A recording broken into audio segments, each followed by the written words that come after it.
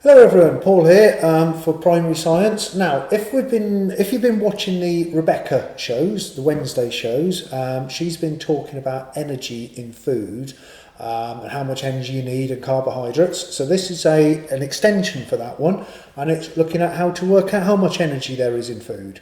So without too much more ado, let's see what we can find out about energy in food. So the setup we've got, very, very simple. We've got a test tube, Pyrex test tube, thermometer, and 20 centimetres cubed of water. So if I put my tap water into the test tube, it comes up to about there, 17 degrees. So the temperature of water is 17 degrees.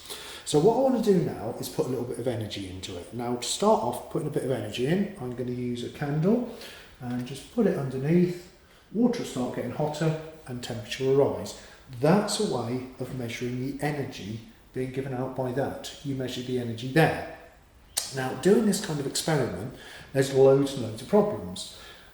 How much of the energy actually goes up the side, up here, and disappears off? I can feel quite a bit if I put my hand there. So how much of that energy disappears? A lot. So it's not very efficient. When it gets really hot, the water will start to boil, and when it boils, some of that energy will disappear off as steam and water vapour. That means the heat isn't being retained inside the test tube. So again, there's an inefficiency there. So this is a nice way of measuring energy output, and the temperature has now gone up to 30 degrees, so it's gone up by quite a bit, but it's not perfect. Let's just bring you in a bit closer. So you can see there, flame heating up the water, water's getting hotter, and the temperature is now nearly 40 degrees. So to work out how much energy is actually going in without those inefficiencies of the air going around the sides and losing steam or water vapour, we use this machine here. So I'll take it apart and show you the different parts. It's called a calorimeter, and there's a few different bits to it.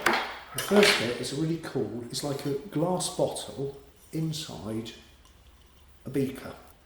So the thing that plugs the hole up is this, a copper spiral. Now copper's chosen as the pipe because it's a really good conductor of heat, which means if you put heat into this, it travels through it really, really, really well. And it's got a bung at the end. So the bung obviously fits in the hole, but it's hollow. It's got a hole running all the way up through the spiral, coming out the top. And that sits in there. So when we put water into this, to be like the test tube, it can't get out. Now obviously you want to stop steam coming out the top. What I do is I put a lid on. The lid's got a hole in it, but it's actually got two other holes in it. To put that in, which is a loop. And what that does, it allows you to stir the water. So you can move it up and down as it's heating. Okay, stops water escaping. And the last hole in the top is for the thermometer, which sits inside like that. So this is a calorimeter. So you put the thing you're burning underneath, you take the temperature at the start, take the temperature at the finished, and measure the amount of water. So let's see how much water this thing will hold. And it takes 600 centimetres cubed of water. So if I put the 600 centimetres cubed of water into it, now that water is at 16 degrees centigrade, so I did that. So I know how much water I'm going to heat, and I know what temperature it started. And the last thing is I'm going to use a spirit burner.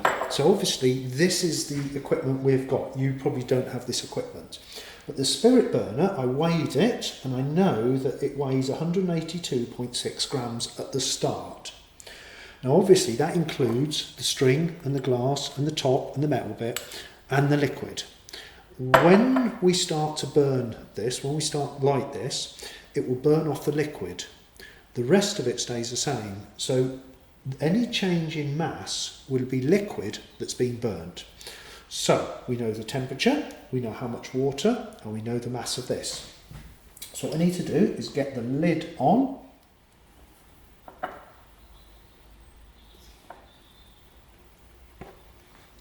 spirit burner is burning.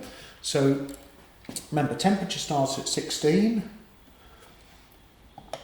and what I'll do is I'll leave this running for a couple of minutes.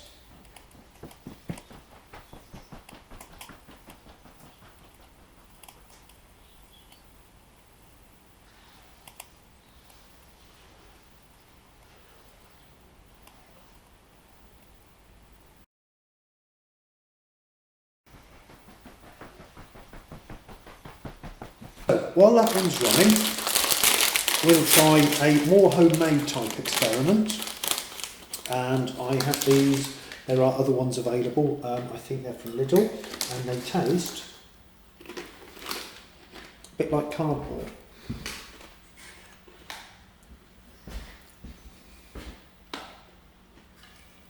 Now, one of the things about a lot of this food is it's flammable. Let's just see if we can set this one alight. So that is definitely flammable. So lentil curls burn. So what's happening at the minute, the chemical energy inside there is being released as heat and light. So if that burns, I can heat water with it. So I can take it and put it underneath there.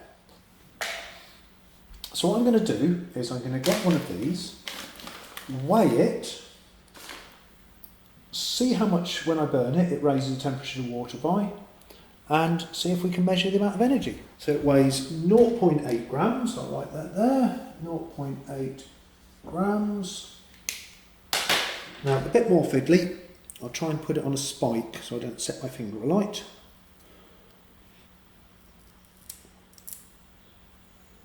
Got it. So the water is still at 30 degrees, and this is a way of measuring how much food energy there is in any given food.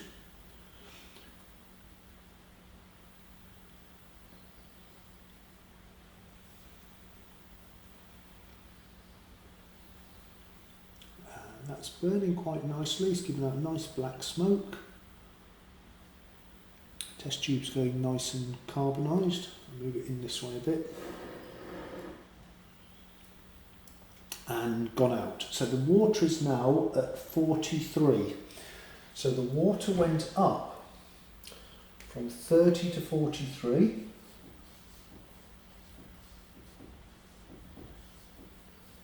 Which means it's plus 13 degrees centigrade.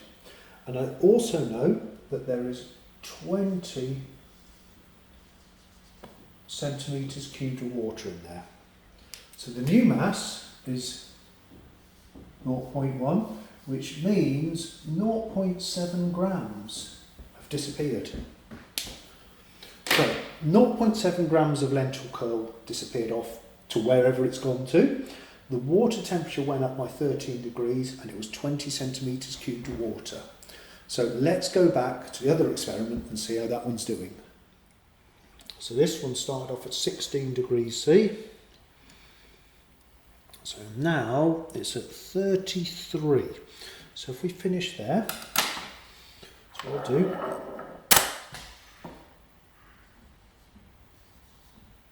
So that means it's gone up by 17 degrees centigrade. Okay, so we've got a plus 17 there. Now what about the mass? It should have got lighter. So we started off 182.6, 80.5. So that means 2.1 grams of mass of fuel has been burnt to create that temperature rise for that much water. So what we can do for both of those is we can convert it into an amount of energy which is measured in joules.